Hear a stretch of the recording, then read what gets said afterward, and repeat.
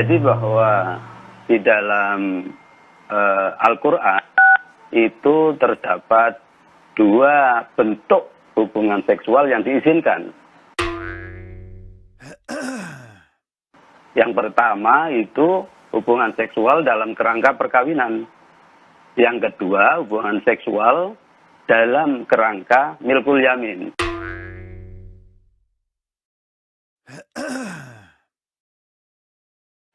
Jadi mudahnya begini, seorang laki-laki dapat berhubungan seksual dengan istri-istrinya, di sisi lain dapat berhubungan seksual dengan milkul yamin. Milkul yamin bukan atas dasar akad perkawinan, tetapi atas dasar akad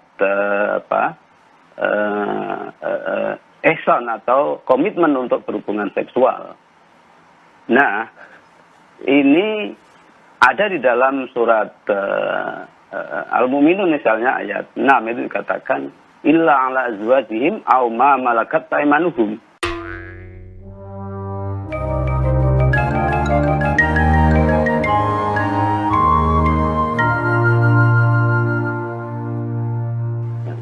Jadi diizinkan melakukan hubungan seksual dengan istri atau dengan milkul yamin. Siapa milkul yamin? Ya adalah partner seksual selain istri, gitu.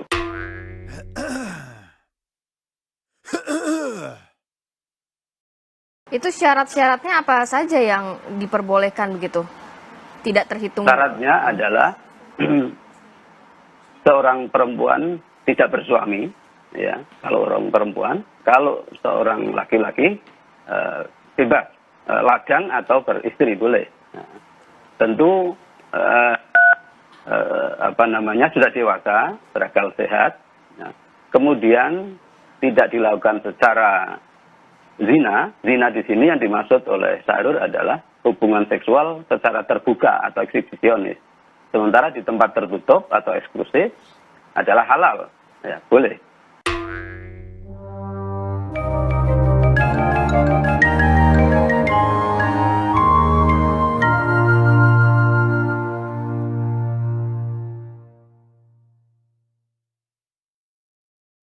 Yang kedua, tidak dilakukan secara homo. Yang ketiga, tidak dilakukan dengan mantan istri bapak atau ibu tiri. Ya. Yang berikutnya adalah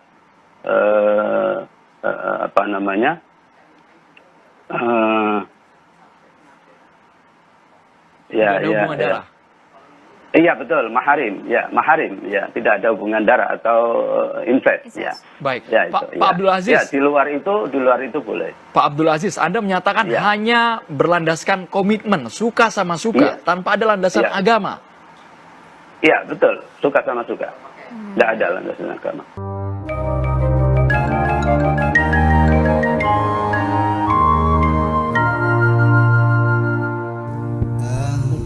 Sebelum saya mengurai perkawinan milkul yamin, di dalam tradisi Islam perkawinan itu namanya akdun nikah, betul nggak? Akad nikah. Saya mau urai dulu. Akada itu, akdun itu artinya kontrak, transaksi, MOU, betul nggak? Jual beli, akad. An-nikah itu bahasa Arab, maknanya al-wat'u. Al-wat'u itu adalah dukhulu zakari fil farji, seksual penetrasi namanya. Oke?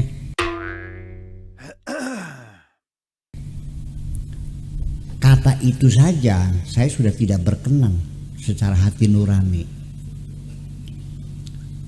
Masa kita hidup ingin mencari seorang teman sejati seumur hidup, ingin berbagi kebahagiaan dengan kontrak sanggama, betul nggak? Kemudian lagi di pernikahan kita bongkar semuanya, biar semuanya.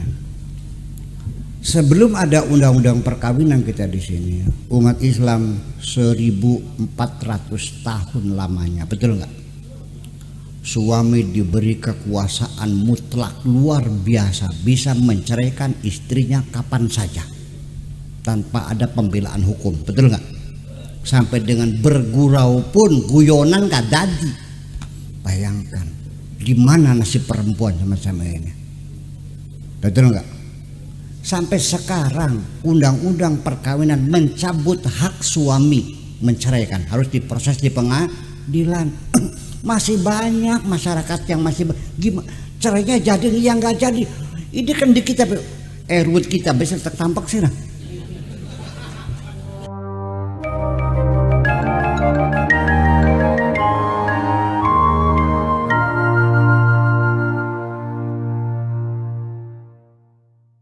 Dulu Islam membolehkan kawin anak-anak dikawinkan sah. 4, 5 tahun, 9 tahun dikawinkan sah. Kita cabut, kita batasi. Ini manusia bukan binatang. Ya kan? Kawin paksa dulu 1400 tahun diperbolehkan kawin paksa asal perawan dan walinya wali mujbir, bapak kandung. Itu suka tidak suka dianggapnya sah. Bayangkan di mana nasib umat Islam. Kita bikin undang-undang perkawinan di sini. Itu pun di demo besar-besaran kok. Maunya apa sebetulnya ini? Ini persoalannya. Jadi orang tuh kalau sudah namanya isu agama itu sepertinya seperti kayak wis yakin majeng surga kah? Ini budaya. Paham nggak? Ini budaya. Nah, jadi itu disertasi doktor di Sunan Kalijaga. Ini isu itu sudah lama sebetulnya, sejak mulai tahun 71 saya di Irak juga sudah muncul ide semacam itu ya. Tapi tetap saja pada akhirnya kajian-kajian macam itu kita tidak jujur kalau kita tidak melalui jalur kajian antropologi, paham nggak? Kita juga butuh pada kola ta'ala, kola rasul, kola asal kabel kola gitu. Iya. Jadi milkul yamin ini sebetulnya adalah langkah kemajuan dari perjuangan umat Islam. Yang dulu tradisi berlaku di dunia, tidak usah dikawini, langsung dipaceki aja, nggak apa-apa, selesai. Jadi namanya budak, ya kan begitu.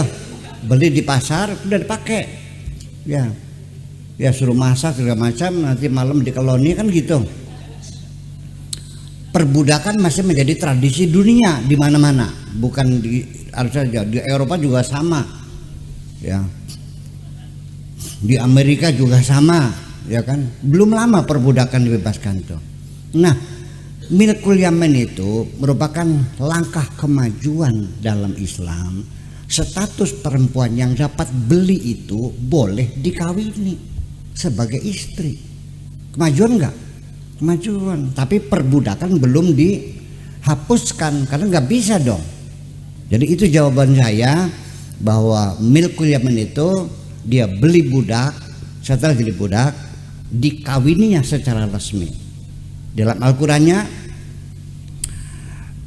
wa in khiftum alla ta'dilu fawahidatan wa in khiftum alla ta'dilu la wa in khiftum alla tuqsitu fil yatama fankihu ma taba lakum minan nisa'i masna wa thulatha wa ruba'a wa in khiftum alla ta'dilu fawahidatan. Kalau kamu tidak kira-kira tidak bisa berbuat adil dengan istri-istri itu, maka sebaiknya satu saja. Kita bangga menghafal Al-Quran tapi tidak memahami Al-Quran. Senang mengulang berbahasa Arab tapi tidak mengerti bahasa Arab. Suka membaca Al-Quran tapi tidak memahami maknanya. Akhirnya apa? Menjadi keledai di Indonesia.